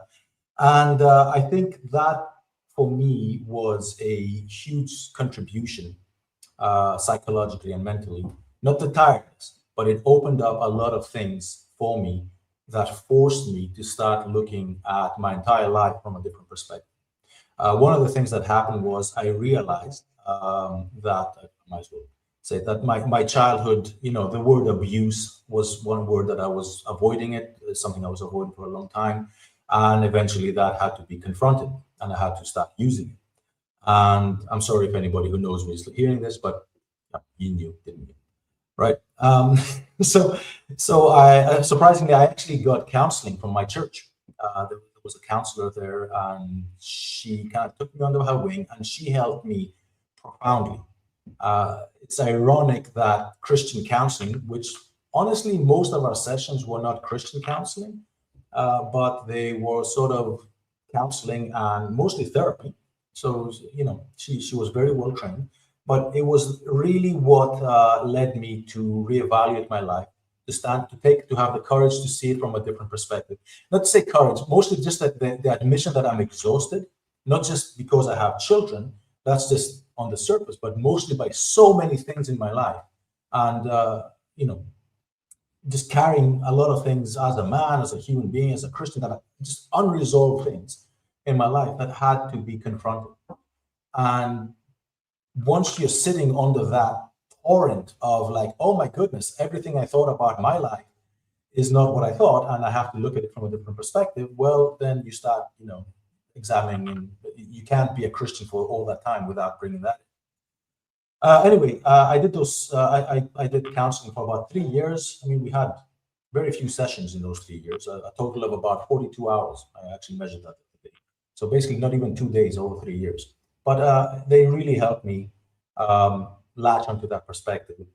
And the result of those sessions was me making some relationship changes that were very difficult but very important, especially to maintain my sanity as a father, and also protect my children in a way. But once you do that, once you go no contact with somebody, then you turn around and you're like, well, who's next? Who's next?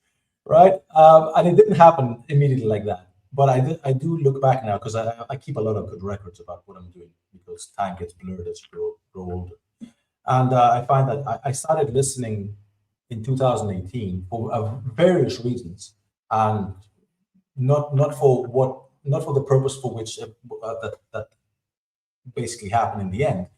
I started listening to Jordan Peterson. Now, this is funny because I know that Jordan Peterson is a very controversial figure now, and I don't recommend him. I do not recommend that you listen to him. I'm not aligned, but he was another gateway for me. I found myself, it was a very strange thing for me to spend hundreds of hours listening to a person who was not an evangelical Christian. He was not a Christian, especially back then, who was basically not preaching. Although in many ways he did preach, but just not the way I was used to. I listened to his biblical series on Genesis, and he had this complete psychological take. I actually recommend it. It's whether you agree with it or not, it's quite interesting to see. And suddenly I realized that you can read the Bible under a psychological lens, specifically a Jungian psychological lens. Joseph Campbell, archetypes, mythos, and all that kind of stuff. You can basically see archetypal elements inside the Bible. So if this guy can do that, and he can do a few, 30 hours of lectures on Genesis from a psychological perspective, then how did we decide that this is wrong and we can't read the Bible? Now, my initial reaction was it was a form of syncretism. I basically became one of like the church fathers. I started saying, well, you can explain the Bible in many different ways. You can have the spiritual way, you can have the psychological way, you can have like all these, the moral way and all that kind of stuff. And that goes back to the church fathers, second, third century. I did that for a while, but the power of the psychological perspective, especially following my counseling, I couldn't put that down. I mean, I became obsessed with psychology at the time, because I was looking at myself and discovering things about myself just by pointing a different light, not a theological light, not a Christian light, but a psychological light. And discovering that, wow, look at all this. It looks completely different and makes more sense. Very important for me that it makes sense. And now I'm listening to this guy doing the same thing at the Bible itself, my very precious Bible, reading passages that I know and taking them apart and pulling out psychological lessons that felt more relevant and more meaningful than anything I'd heard in a sermon for a very long time, including John Piper. Add to that That's amazing. add to that a time in my life where I'm physically tired. I'm reevaluating a lot of things. I'm at a point where I can't do it anymore. I can't carry all of this anymore. I need to start dropping things and letting things down, letting things go. And if you're in that stage in life, you understand it. If you're not, forget it. Not you, Tim, sorry, but I mean, just talking to the audience.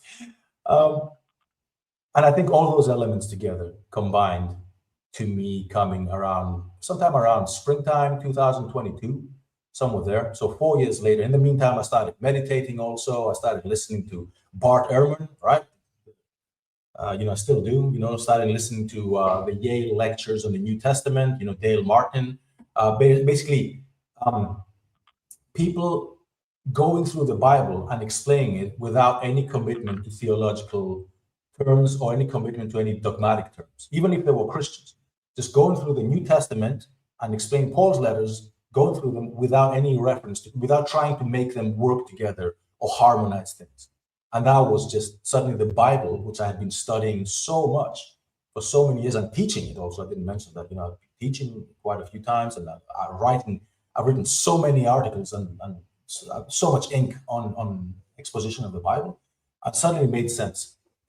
Suddenly things were making sense. And that's very dangerous for me. I don't know about other people, but for me, if something makes sense, I'm trained as a scientist and there's a reason for that. If it makes sense, it's very dangerous. And you can't shake it. And meanwhile, every morning I'm waking up and I'm sitting in prayer and asking God. My prayer just had boiled down to just 2 words: help me. I got that from John Piper, by the way. Just help me. Not what to help me with, whatever. You're God. I'm falling apart. I have all these things going on. I feel like I'm drowning. You need to help me. You know what it is. You're God. You know everything, right? So you know what you need to do to help. Guess what? And sometime in February, March 2022, I don't know, I wasn't keeping records at the time because I didn't think I was leaving Christianity. That's the other thing. You don't like wake up one morning and say, okay, I'm not going to begin my journey of going out of Christianity. You don't do that. You set out on deconstruction because you want to clarify your faith and strengthen it. And then, exactly. Surprise, surprise, So sometime there, I remember I used the words, I resign. I sat in my little room and I prayed and I said, I resign. I quit. I can't do this anymore. I am obviously too stupid to figure out Christianity properly. I'm not, everything is just sitting in my head as a mass of theology, but nothing seems to be transforming me. Nothing is making me more Christ-like. Nothing is sanctifying me. I don't have any lived experience of the Holy Spirit. I'm tired. I am just tired. I feel like I've been chasing my tail for 20-something years, right? And I've tried a lot. It's not happening. I resign. You now, I said to God, have to come and do something. Well, spoiler alert, 4 years later, it took me about a year. I spent most of that year thinking of myself as agnostic. It took me maybe a few more months after that in 2023, maybe, that I said eventually, look, I have to call myself like an atheist because for all intents and purposes, I don't know if God exists. Nobody knows if God exists. Come on, you can't. Not the way we know things. But I have no reason to believe that God exists in any way that is described by any theistic claims, right? If he does, he's not telling me, right? So I looked at my life, and so the atheist part for me now, when I call myself an agnostic atheist, is mostly the fact that if you boil me down, you'll just find no real belief in any kind of deity, and a lot of skepticism and a lot of other things. So that's the best summary. Can I ask real quick? Yeah. Did you have people you were talking to, or were you just totally solo at this point? Totally solo at this point. It came as a surprise. I mean, I would go to church and I wouldn't stand up when we're singing, stuff like that. Like my heart was just really heavy for a long time. I still took communion because I figured, you know what? I learned in 1 Corinthians 11 that if you take communion unworthily, then God will kill you. Right? That's what Paul implies in there. So I thought, hey, at least this will get God to do something. That's how desperate. I would take communion, even though I really wouldn't call myself a Christian. And I figured, well, at least this is going to make God turn up to kill me. At least he's going to do something, right? Something's going to happen. Well, apparently it was testing God, and God doesn't respond well to testing. I think he responds very well to testing. He just doesn't do anything. Anyway, so this is kind of like a jumble of my trajectory out of Christianity. The years passed, life didn't change that much. That's the thing. Nothing really changed other than we got our Sundays back. We didn't have to worry about going to church on Sunday anymore. I still went to church for the whole year, 2022. Most of that year, I went to church and argued with people. There's a lot of anger. Anybody who's left Christianity knows it's like a breakup. So you have like the sort of like all the stages of grief. So I was in the anger, and some people, I had to apologize a couple of years later. I had to say sorry because I got caught in the crosshairs. But in the end, I remember one day, sometime in 2023, I was sitting in my garden. I'm going to close with this because might as well, right? This is the end of it. And I just asked myself a simple question. I said, Nick, if you woke up tomorrow, and I asked this of anybody, if you woke up tomorrow and you knew without a shred of doubt that God doesn't exist, there's no God, right? We know. Forget about how we know. We just know it. Like we know, like the way we know the sun comes out, right? How would that make your experience of life and faith any different? And Tim, the answer was, it wouldn't. It wouldn't. And I realized I now had, if God didn't exist, I was perfectly able to explain the entirety of my life and faith without any reference to God. And I always invite people who believe in God to do that, because at least, at the very least, you'll understand how an atheist thinks, right? But it's a good experiment to do. Imagine you wake up tomorrow and there's no God. There never was. How do you explain Christianity? How do you explain Jesus? How do you explain the Bible, the Quran, the Bhagavad Gita, whatever your religion? How do you explain your religious experiences? How do you explain all of it? Make some effort. And for me, it was just that was the clicking moment where I thought, I really can't just go and say I'm an agnostic anymore. I have to put that second label on, atheist. And then Tim called me in his podcast, life is only going to be downhill after this. It's an amazing story, an amazing journey. I love how you framed that at the end, like to say, how would it be any different? And I think that's, I don't think I've thought too much about it that way, but I think that's a great point and a great way to see it, because so much of our experience can be explained either as there is a God and he's at work, or these are human experiences, human emotions, human fervor, like in the Pentecostal church, groupthink, ways that indoctrination and propaganda work and manipulate us, certainly psychological abuse, especially from a young age. And you can explain so much of your experiences and your perceptions, and it could be either one. It could be either one. It could be this is truly God, or it could not be. But when you realize, when you're going where you're going, I would say my path mirrored it, where you're like, I just don't feel, this doesn't feel right. It feels like a splinter in my mind. Something's wrong here, where I could explain so much as God was in my life, but I don't have the joy of the Lord. I don't have peace. I know it's not sin. They can accuse me of it. I know this is not a sin issue. Something's just wrong here. But then intellectually, you're learning things more and more about psychology. You're learning things about evolution and the world and the age of the earth. You're learning things about the Bible and the discrepancies and comparative mythology, church history, canonicity. And you're just digging and digging and digging, and it just keeps going 100 directions. And eventually, like you said, the sheer academics begin to, and the facts of it all become undeniable. And you can't deny the fact that something feels really wrong about this worldview. And it feels like, I remember thinking distinctly towards the end of my time in Christianity, simply, if this book, if the Bible is the best, this is the best book on the planet, if that's what we're claiming, not just the best book in the sense of it's a good book to read, it's the best book to read, it's the book that will transform you, but it's the best in the sense that it was put together in the best way possible. The God of the universe figured out the best message with the best methodology, and it's without error, and it's just so beautiful. I thought to myself, literally, like, wow, this is the God of the universe that can create galaxies did the shittiest job on his book. And I just thought, like, it just doesn't make sense. Like, you can't do any better. And all these explanations of, oh, we know God said you can take slaves, and you can keep the young virgin girls for yourself, after you've killed the parents, and like the young 12-year-old girl from the, in ancient Canaan, like you've just slaughtered her parents, you've slaughtered her brother, you've slaughtered her little baby because the baby's a boy, you've slaughtered her grandparents right in front of her, but you can take her as your bride. And just the horror of some of these stories that we read.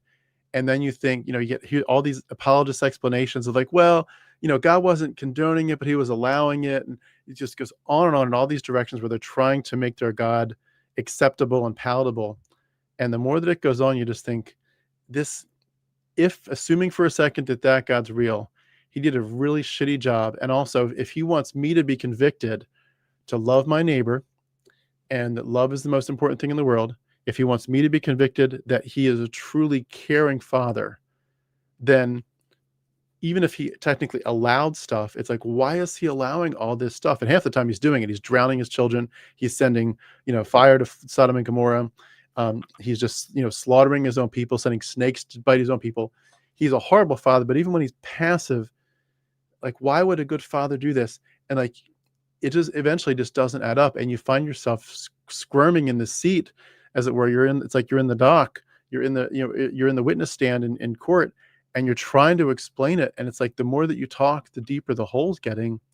And eventually you realize, and I think I probably said this to myself either in my head or out loud in that process, like, I'm not very proud of this. Like, I have a really tough time defending this.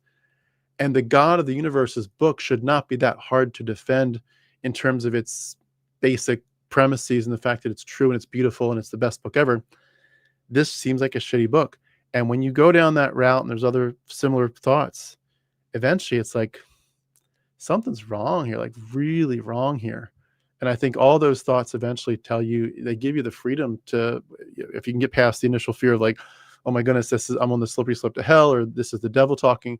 But when you get past that enough and you get intellectually honest, you get to a point where you can't help but realize you have some serious issues to deal with if you're going to not just quietly assent to this, but you're going to believe it and proclaim it and share it with the world and tell everyone this is the best life ever.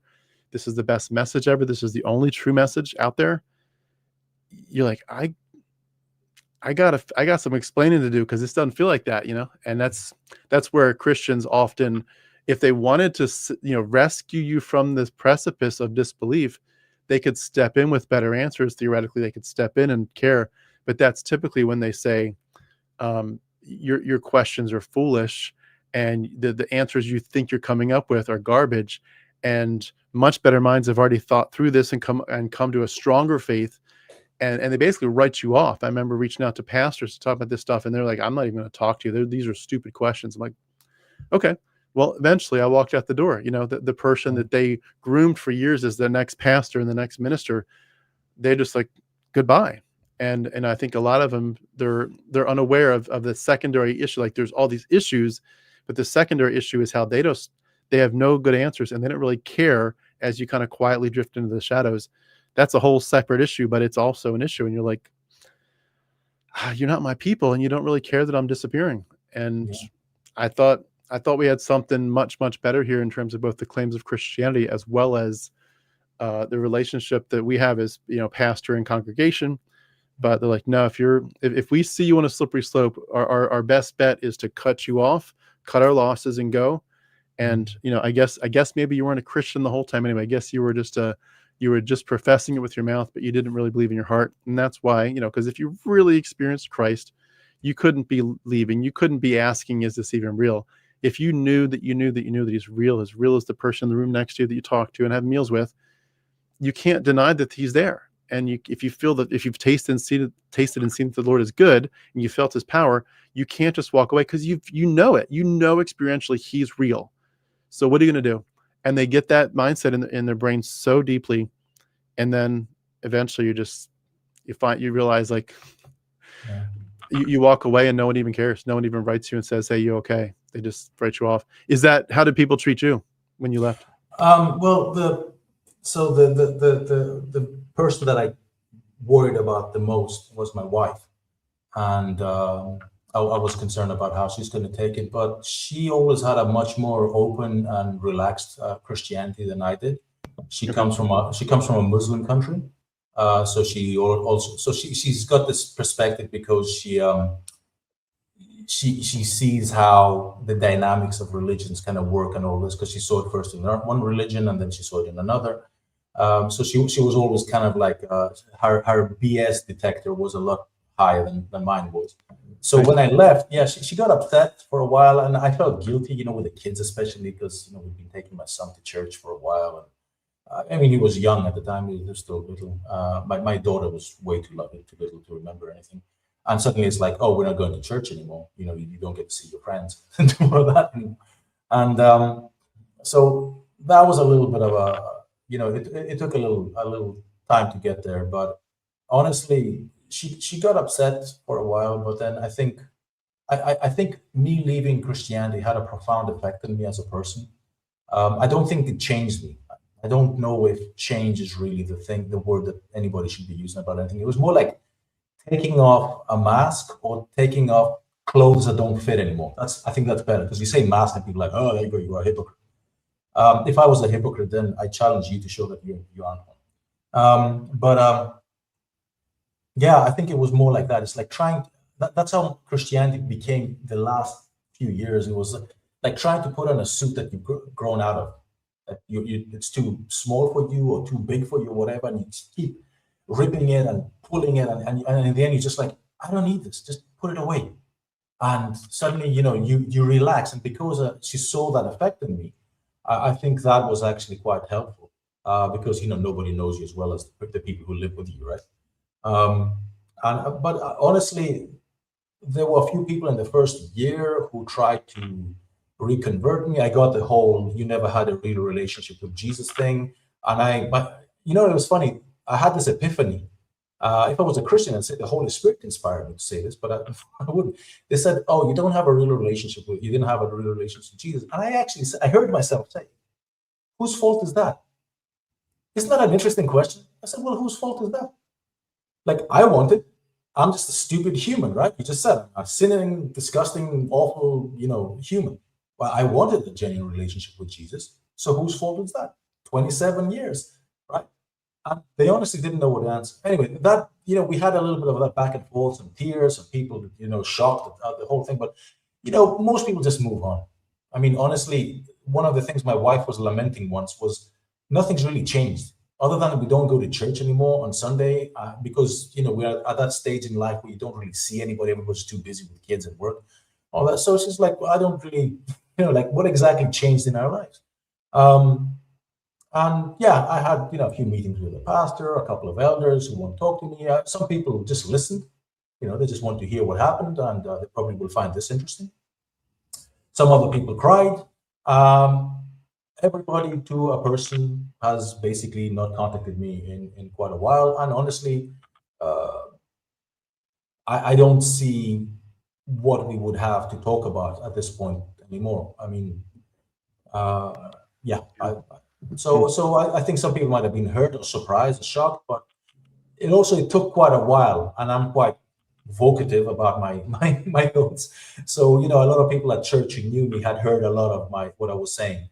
So I don't know if everybody was kind of shocked, but honestly, yeah, after about a year, it's like, okay, so this is it. Yeah.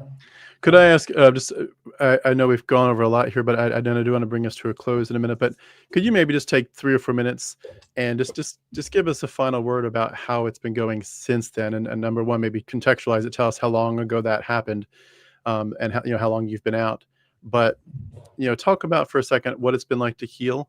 And then maybe if you could, in the very last 30 seconds, just give your word of advice for anyone that's going through the similar stuff. If they're going through the hardest part, what would you say to somebody that's just like, wow, I cannot believe I'm here, but I can't go back. And I feel like at the same time, I can't go forward. I'm frozen and I see pain either direction. So wrap us up with that if you could. And then of course, anything else that comes to mind. Okay. So this happened 4 years ago. So 2022. I'd say 23 onwards was where I was really said I'm officially out. Honestly, at the beginning, I leaned a lot into meditation. I was already meditating since 2019. I mentioned that because I started it as sort of a practice to just calm down, and then I discovered that there was a lot more attached to it. So I took an interest in, like, Eastern philosophy and everything, but I had enough of religion, and that world is full of that too. So I'm quite skeptical. I like Sam Harris. He has a meditation app called Waking Up. Yeah. I'm not plugging it. He's not paying me to, but I have used it for quite a few years, and I find it very much aligned with where I am in terms of how I think about, the mind, humanity, existence. The healing part. The healing part is, I call it meme, because it's meditation and metal. So I started going to some heavy metal concerts. I've liked heavy music. I'm a Gen Xer, so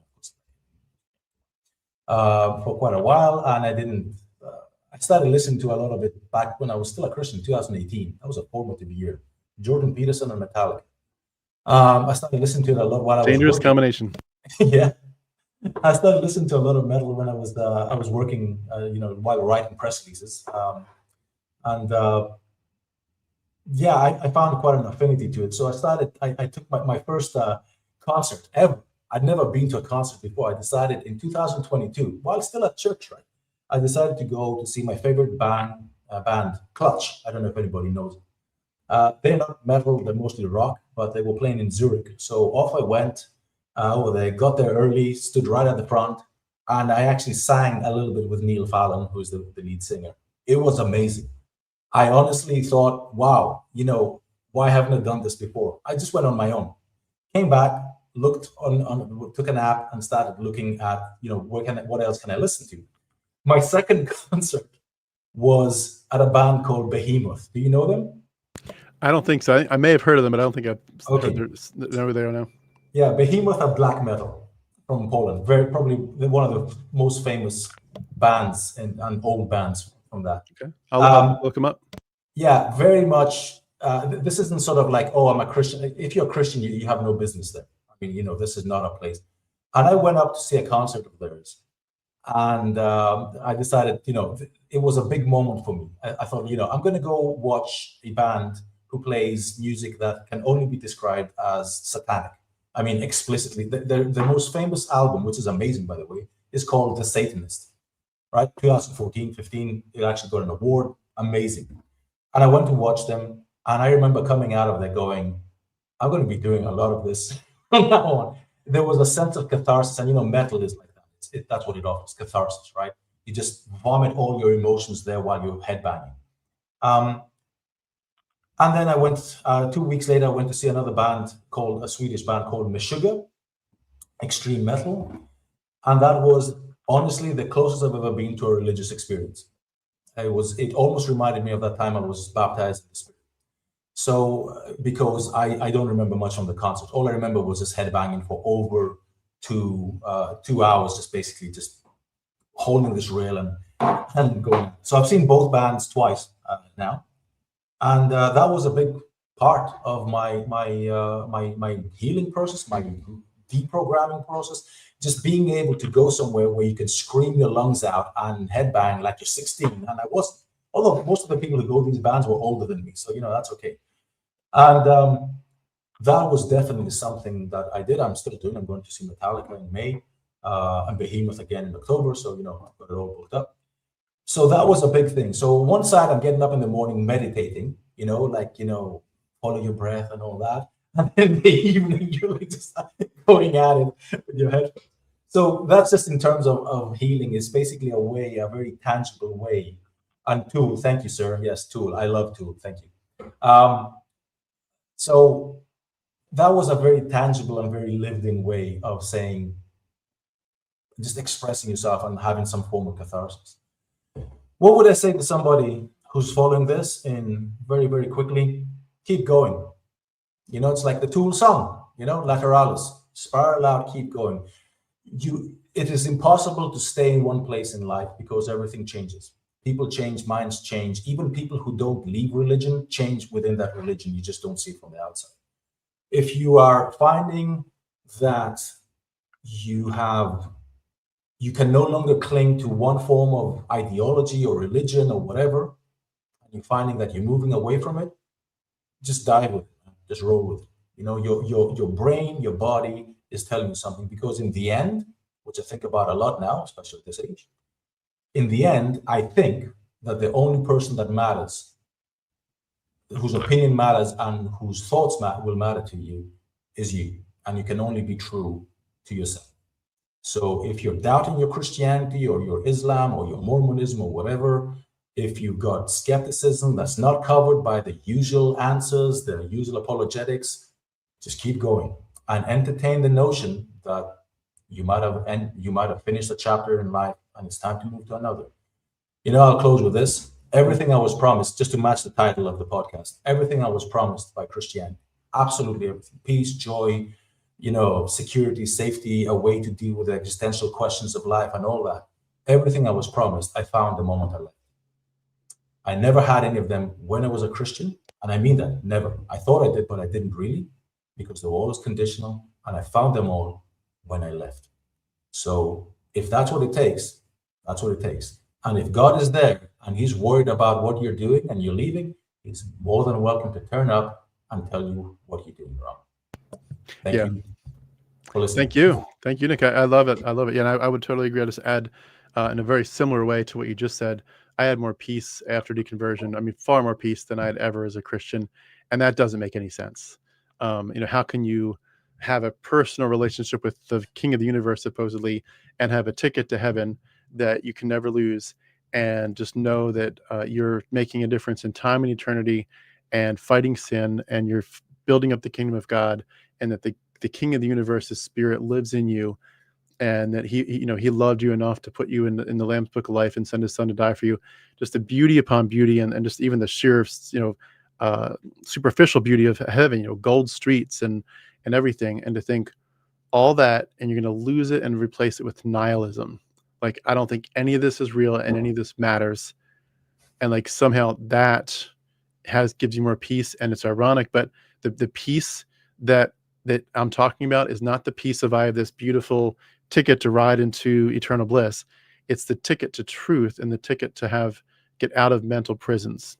And when you realize you've been duped, I would rather be in a dark reality than in a beautiful fantasy, but trapped and not aware of it, and have no power, and have my autonomy scraped away, and basically be in shackles.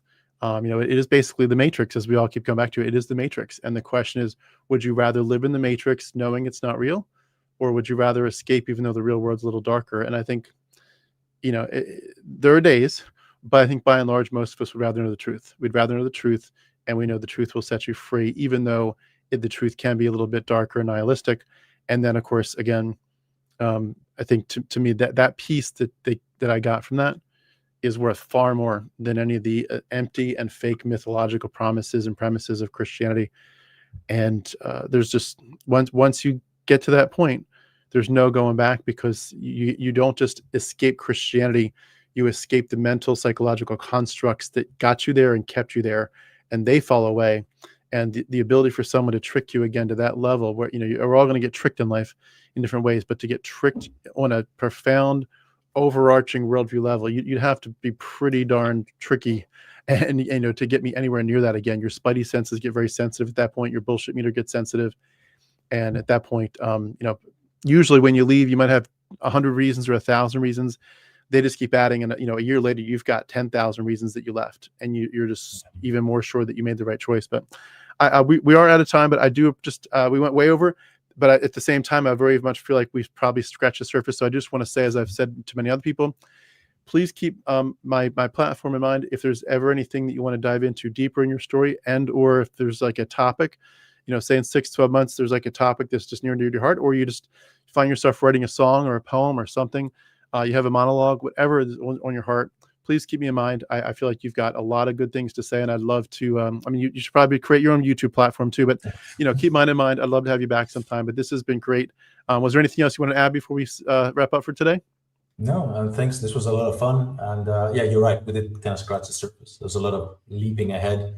But I think, we talked for quite a while, and it was amazing. Thank you for giving me the opportunity, just the space to talk about all this and share my story.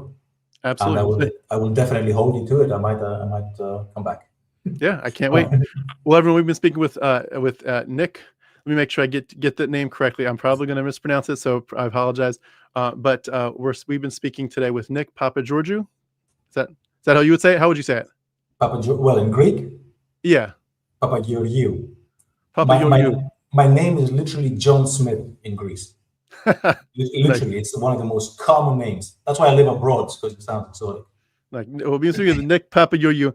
Nik, thank you so very much. So good to get to meet you. Let's do it again sometime. And everyone in the audience, thank you for your comments. I think I put most of them up already. Last one, A Ticket to Nihilism. Great band name. Later, it has been fun. Y'all have a great day. Thank you so much. You as well. Thanks, everybody. We'll talk to you soon. You guys. Bye. Bye-bye.